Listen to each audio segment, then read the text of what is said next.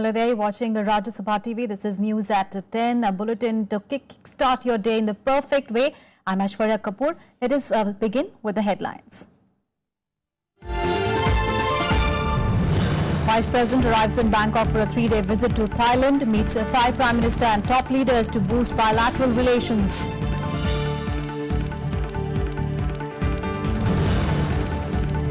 All-party meeting called by Centre to discuss duration of budget session. This ahead of Cabinet Committee on Parliamentary Affairs meeting to decide session dates.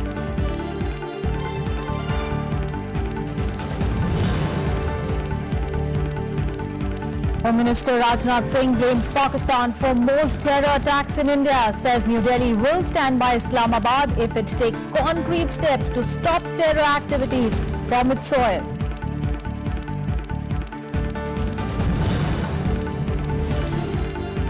UN suspends Syria peace talks for 3 weeks. Agency maintains negotiations have not failed, even as Syrian government and opposition trade charges at each other.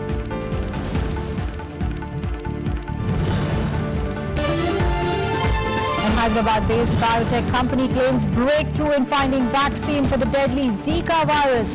This as the US reports first sexually transmitted case of Zika.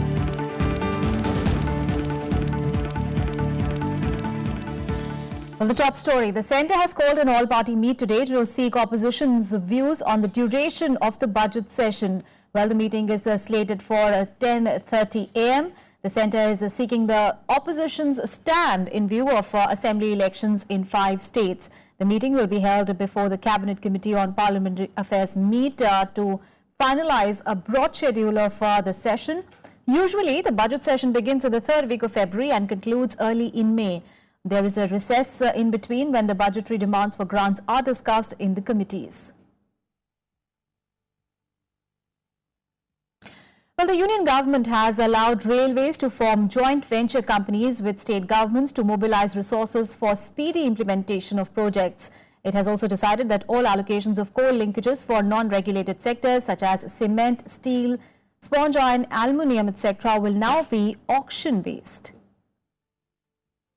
In a bid to ensure greater participation of states and speedy implementation of rail projects, the Union Cabinet has allowed the railways to form joint venture companies with state governments to mobilize resources. The joint venture companies will be responsible for identifying projects, land acquisition and possible financing. कई राज्य सरकारें चाहती हैं कि उनके राज्य में तेजी से रेल का विकास हो, रेलवे का विकास हो और उस दिशा में एक महत्वपूर्ण निर्णय लिया गया जिससे जो भी राज्य सरकार चाहे वो रेलवेज के साथ जॉइंट वेंचर कंपनी बना के फंड्स मोबिलाइज कर सकती हैं। उस कंपनी के द्वारा खुद का इक्विटी डाल सकती हैं, उसमें ऋण लिया जा सकता है, बॉन्ड्स इशू किए जा सकते हैं, जिससे राज्य सरकारों और रेलवेज के बीच जॉइंट वेंचर के माध्यम से तेजी से रेलवे का विकास हो. Giving a fair chance to all market participants of the non-regulated sector to secure coal linkage, irrespective of their size, the Union Cabinet also decided to auction coal linkages. The proposed auction methodology will lead to the price through a market mechanism. बिजली और खाद, fertiliser and power, ये 2 sectors को छोड़ के बाकी सब sectors हैं, स्टील, एल्यूमिनियम, स्पॉन्ज आयरन वगैरह, सीमेंट, इन सब सेक्टर्स को जो लिंकेजेस की आवश्यकता पड़ती है वो भी आगे चल के ऑक्शन के माध्यम से एक ट्रांसपेरेंट इक्वल अपॉर्चुनिटी सबको मिले, बिड करके ऑक्शन के माध्यम से वो कोयले की लिंकेजेस सबको मिल सके, ऐसा एक निर्णय आज केंद्र सरकार ने लिया है.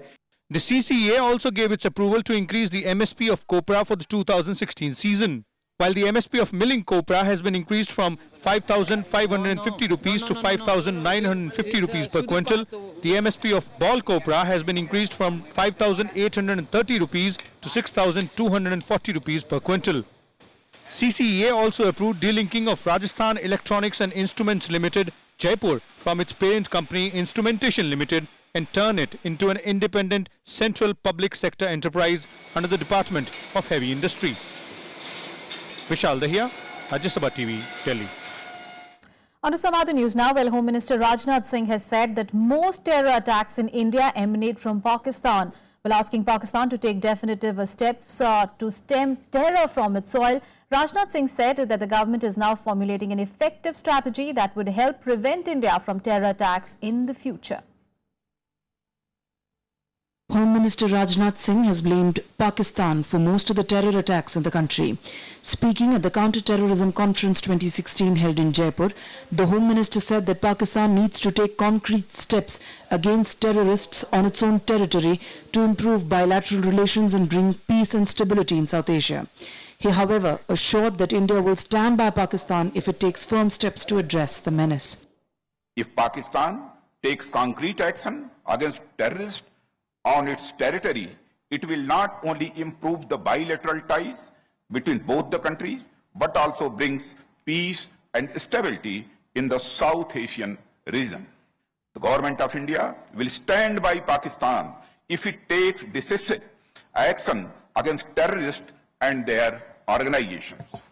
Rajnath Singh also said that for India, the Mumbai terror attacks and the Pathankot attacks have signified a tectonic shift in its fight against terror.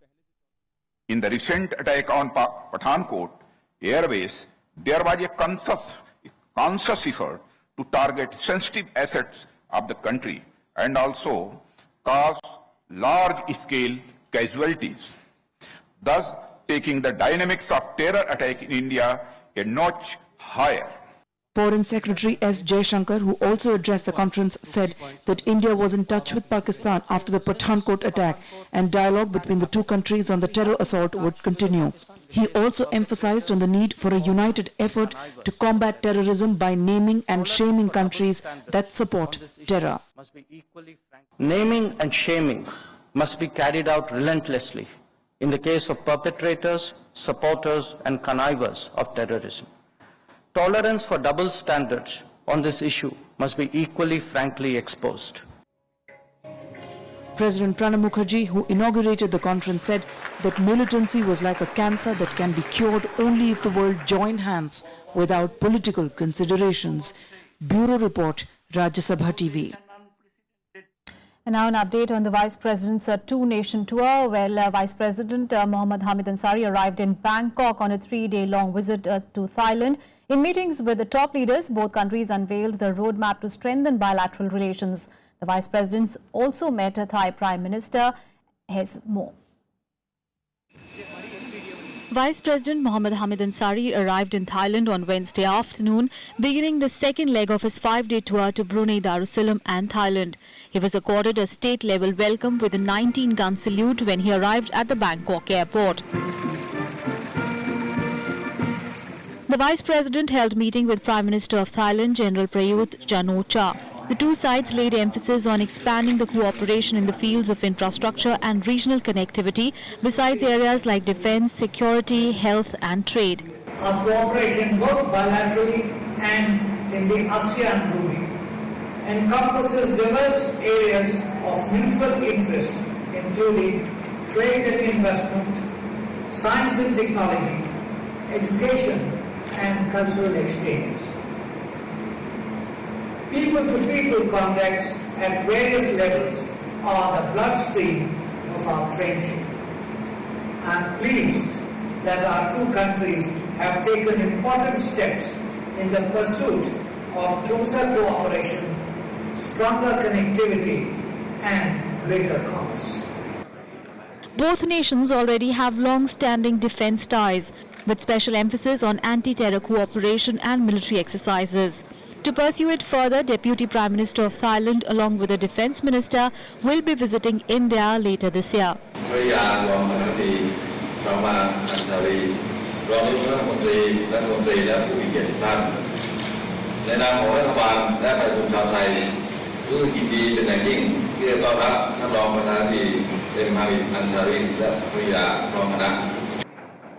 The Vice President will deliver a speech at the prestigious Chulalongkorn University in Bangkok today.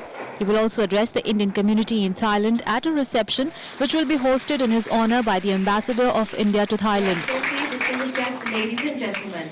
Earlier in the day, the Vice President wrapped up his historic state-level visit to Brunei Darussalam, where the two sides inked crucial agreements in defence, health and sports. In a meeting between Vice President Hamid Ansari and the Prime Minister of Thailand, both the countries laid emphasis on expanding ties in the sector of infrastructure and regional connectivity. The Vice President also briefed Thailand Prime Minister that India can play a crucial role in the sector of infrastructure given its flagship initiatives like Make in India. With camera person Junaid in Bangkok, Rajat Kane, Rajya Sabha TV. Well, Transport Minister Nitin Gadkari hopes the upcoming union budget will allocate more funds for rural roads. Now, speaking in the first edition of Rajya Sabha TV's the new program Spotlight, Gadkari outlined his vision to build a parallel transport network through inland waterways. Take a look.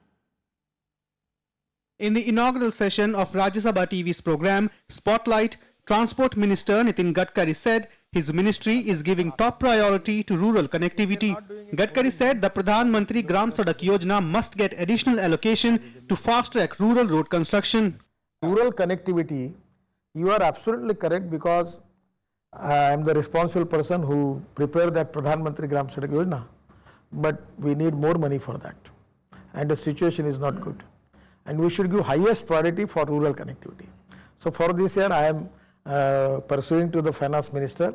If you want, you can subtract some amount from my budget, but give it more to the Pradhan Mantri Gram Sadak Yojana. And probably this year, probably Prime Minister will give the priority for that. And it is really an important issue and heart of the subject. And my opinion is government should give highest priority for that, for rural connectivity. Gadkari, who is also the Minister for Waterways, expressed disappointment over the stepmotherly treatment accorded to inland waterways. He said countries like China, Korea use waterways more than road transport. The waterways where we need to give highest priority, there is a budget of 1,000 crore. And the road sector, which creating more pollution, more accident, they have a budget of 45,000 crores. And those who are creating more pollution, more accident, they are getting big budget. And those who can save the country, they are getting the less budget. I am the Minister for Road, and I am the Minister for Ports, and I am the Minister for Inland Waterways. Everything is with me. But we need to change our approach for that.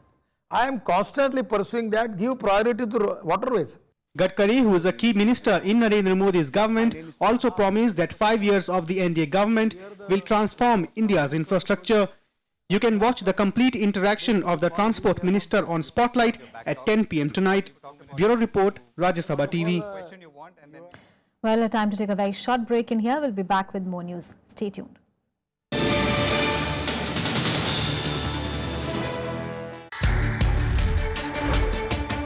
India's biggest newsmakers. Opinion makers of the day. I had two questions. India, we all know we have been having the focus is really on highways. They are not stepping out and say that we will do it. In direct interaction. You can donate eye, but you cannot donate vision. The lack of the vision is an important problem in the country. RSTV takes television programming to a whole new level. Watch Transport Minister Nitin Gadkari in full flow on Spotlight, Thursday at 10 p.m.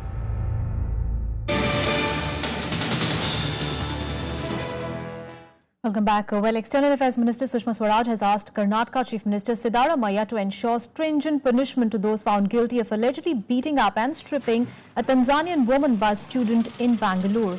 Now, reacting to the incident, Sushma Swaraj tweeted that she was deeply pained over the shameful incident. The state chief minister has said that a criminal case has been registered and 4 arrests have already been made. Now, PTI court's sources are saying that a High Commission of the Tanzania had sent a note variable to the External Affairs Ministry about the reported attack. The MEA's East and Southern Africa divisions then spoke to the High Commissioner of Tanzania and expressed regret over the unfortunate incident. The incident took place on Sunday night when the 21-year-old Tanzanian student was dragged out of the car in which she was seated along with her 3 friends. She was allegedly stripped and pushed out of a moving bus by a mob when she was trying to board it to escape. Now, Congress Vice President Rahul Gandhi has also sought a report from the Karnataka government over the incident. हमने महिला का जो statement लिया है, statement के आधार पे हम लोग उस भीड़ में से कौन लोग थे उनको उनका पता लगाने की कोशिश कर रहे हैं। और इस तरह की घटनाएं हमारे लिए बिल्कुल झेलने लायक नहीं है। हम लोग बिल्कुल इस मामले में बिल्कुल ही साफ हमारी नीति है कि किस तरह की घटनाओं के लिए हमारी जीरो टॉलरेंस है। The situation is still not safe for the students. Measures have to be taken, but unless the local people and the police are willing to come down and really look at the basics, the mechanics of the entire problem, then how can it be solved? Collective punishment is practiced only in Israel, not in India. India, we consider India as our big brother. Well, amidst the Zika virus scare around the world, an Indian biotechnology firm has claimed to have achieved a breakthrough in developing a vaccine to fight the dreaded mosquito-borne virus. Now, scientists at the Hyderabad-based Bharat Biotech said that they have submitted 2 vaccine candidates to the government for patents. If approved, they will be able to manufacture up to 1 million doses in the coming months. Days after the World Health Organization declared the Zika virus to be a global emergency, a Hyderabad-based biotechnology firm has claimed a breakthrough in developing a vaccine for the virus, which causes serious birth defects in children. With the world still searching for a vaccine and other global companies taking first steps on research, scientists at Bharat Biotech said that they have submitted 2 vaccine candidates to the government for patents. Preclinical studies will be concluded in the next 5 months on the vaccines, one of which is inactivated and other the recombinant. We've been working on Zika vaccine for last more than 15 months. The reason we are working, because chikungunya, we've been working on chikungunya vaccine, and we made a vaccine and it's now in the clinical trial, and we got 2 patents. So we thought ultimately if chikungunya comes to India, then what is next? So naturally the same mosquito which transmits the chikungunya is likely to bring Zika or West Nile. That's how we started working on West Nile, Zika vaccine, and we have developed that vaccine, 2 vaccine candidates. Privately held Bharat Biotech is likely to seek government's help for fast-track regulatory clearances and the clinical trial process. The company said it is looking forward to Prime Minister Narendra Modi's approval to expedite regulatory clearances. If approved, they will be able to manufacture up to 1 million doses in the coming months. See, we are going to ask some government help. We don't want any money from the government, but we want the government to help us on the strategy on the regulatory issues and the clinical trial issues. If they can help us, we can make it faster. No cases of the Zika virus have been detected in India yet, but the Health Ministry on Tuesday issued guidelines on the disease. More than 20 countries in Latin America have reported an outbreak, and a rare case of the virus being transmitted through sexual contact has been reported in the United States. Bureau Report, Rajya Sabha TV. And now an update on the OROP scheme. Well, the government has released detailed instructions and tables on the implementation of One Rank One pension scheme for military personnel. Now, this is a follow-up to the notification on OROP on 7th of November last year. Well, according to the notification, the annual recurring cost of the scheme would be 7,500 crore rupees. The arrears for 18 months from July 2014 to December 2015 would be 10,900 crore rupees. According to the government, 86% of the total expenditure on account of OROP would benefit Jawans and junior commissioned officers. However, the OROP notification has been rejected by the ex-servicemen who said that it was in violation of the accepted definition. They met Finance Minister Arun Jaitley and sought changes in the notification. They submitted a memorandum seeking corrections. One rank, one pension definition has been approved by 2 parliaments, by 2 governments, by their own duly constituted committee called the Koshari Committee. What has been finally announced is in direct contravention to a whole lot of that, and hence ought to be rejected. It is definitely a step forward.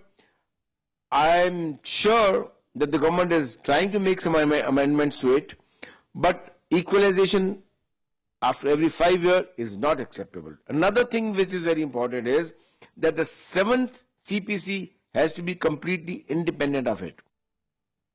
Well, news from up north, and rescuers are searching for 10 soldiers feared buried in an avalanche in Siachen. Now, 3 soldiers were hit as they patrolled the glacier at an altitude of 19,000 feet. The incident happened early Wednesday morning as the soldiers patrolled the northern Siachen Glacier, which is dubbed the world's highest battlefield. Well, rescuers from the Army and Indian Air Force are searching for the soldiers. Avalanches and landslides are common in the area during the winter season, with the temperatures dropping to as low as minus 60 degrees Celsius. Last month, 4 soldiers were killed in an avalanche, while last year another 4 died when their vehicles was buried under an avalanche near Leh. An estimated 8,000 troops have died on the glacier since 1984, many of them from avalanches, landslides, frostbites, altitude sickness or heart failure rather than combat. News from the national capital now. In the 13th edition of the Delhi Auto Expo kicked off at the India Expo Mart in Greater Noida on Wednesday, with brands from over 20 countries showcasing various cars, bikes and automobile trends. The first 2 days of the expo is open to the media and business visitors, and it will be open for the public from 5th to 9th of February. Among the big launches of the day were Maruti Suzuki's crossover Vitara Brezza, BMW 1 Series and Hyundai Tucson. Now, Bollywood celebrities including Katrina Kaif and Ranbir Kapoor, along with the sports stars Sachin Tendulkar and Virat Kohli, added glamour to the event. Started in 1986 as a 9-day domestic convention of automakers in the country, the Auto Expo has steadily grown in both the size and influence over the last 3 decades. India is also becoming a low-cost export hub for global car makers and is set to become the world's 3rd largest auto market by 2020.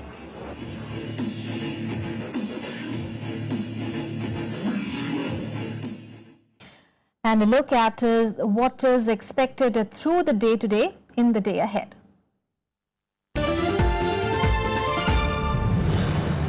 India Investment Summit, organized by the Finance Ministry to attract investments in infrastructure, opens today. Finance Minister Arun Jaitley will inaugurate the 2-day event, which is expected to see the participation of global investors. Jaitley will unveil the logo of the 40,000 crore National Infrastructure and Investment Fund at the event. The International Fleet Review is to be held in Vizag from today. The event, which closes on 8th of February, is the 2nd IFR to be held in India and the first on the East Coast. The last IFR was held in Mumbai in 2001 and was reviewed by the then President K.R. Narayanan.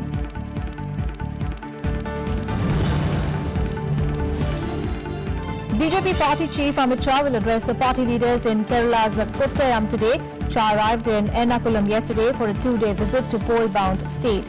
Assembly elections are likely to be held in Kerala in the month of April. The cremation of former Lok Sabha Speaker Balram Thakar will take place at his native village Panchkosi near Punjab's Abohar town at 11 a.m. today. The veteran leader passed away in New Delhi on Wednesday.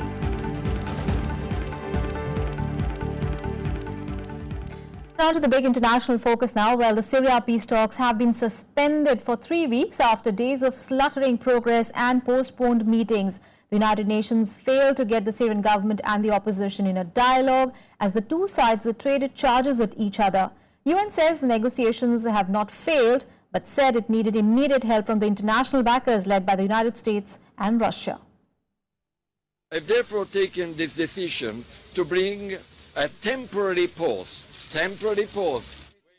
UN brokered peace talks with the Syrian government and opposition suspended only 3 days after they began. UN envoy Staffan de Mistura announced that there was more work to be done, but insisted negotiations would resume on 25th of February. However, it is unclear whether peace talks will in fact resume. This is not the end and it's not the failure of the talks. Why? They came and they stayed.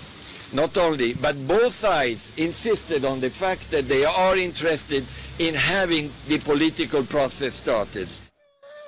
The latest developments highlight the enormous difficulties of finding a political solution to the Syrian war and the world's worst humanitarian crisis. The Syrian government and opposition have been trading charges and again blamed the other for the collapse of the round. The government delegation accused the opposition of acting under the orders of Saudi Arabia, Qatar and Turkey, while the opposition demanded an end to the airstrikes on rebel areas for talks to begin. Failure, yes, there is a failure. It's a failure of everybody except the government of the Syrian Arab Republic, because we responded positively to the invitation, while the others arrived 6 days late, and they refused to engage with him at the Palais des Nations. والذي يتحدث عن وقف القصف على المناطق الآهلة بالسكان. We talk about stopping airstrikes that target civilians in Syrian towns. وقف القصف على المشافي والمدارس والأسواق. Meanwhile, the US partly blamed Russia, saying its airstrikes were deliberately targeting opposition groups. Airstrikes are continuing, with government claiming to cut a key supply to the rebel-held city of Aleppo. It also broke the siege of Nubul and Zahara, 2 towns northwest of Aleppo. We continue to see more Russian airstrikes in and around Aleppo. Strikes not aimed at Daesh, but rather almost exclusively on the opposition. More than 250,000 people have died in almost 5 years of war in Syria.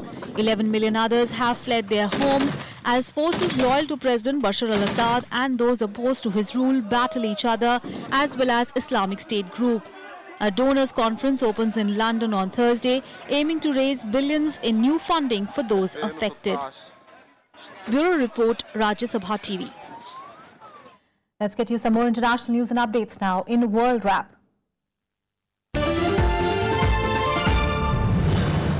The Trans-Pacific Partnership, or the TPP, one of the biggest multinational trade deals ever, has been signed by 12 member nations. The ceremony in Auckland brings the huge trade pact, which has been 5 years in the making. Another step towards becoming a reality. But the TPP continues to face opposition. The 12 nations account for some 40% of the world's economy. They now have 2 years to ratify or reject the pact. US presidential candidate Donald Trump has called for a new election in Iowa, accusing the Republican winner Ted Cruz of fraud. Trump said that while voting was going on, Cruz aides had posted a false report on Twitter that Ben Carson had suspended his campaign. As a result, some of the Carson voters ended up going to Cruz. Now, Trump came second in the first state-by-state contest to pick each party's presidential nominee. US President Barack Obama has condemned what he called inexcusable political rhetoric about Islam. In his first visit to a US mosque as president, Obama said that anti-Muslim rhetoric had no place in his country. Obama was speaking at the Islamic Society of Baltimore Mosque in Maryland. His remarks are being seen as an apparent attack on Republican presidential candidate Donald Trump, who has called for Muslims to be banned from entering the United States. British Prime Minister David Cameron urged MPs on Wednesday to support a series of European Union reforms at a Brussels summit next month ahead of Britain's EU membership referendum. The deal presented by European Council President Donald Tusk on Tuesday has so far received a warm response from European capitals, which must approve it. But at home, Cameron faced more than 2 hours of hostile questioning from established Eurosceptic ruling party members who have called Cameron's renegotiation as a waste of time.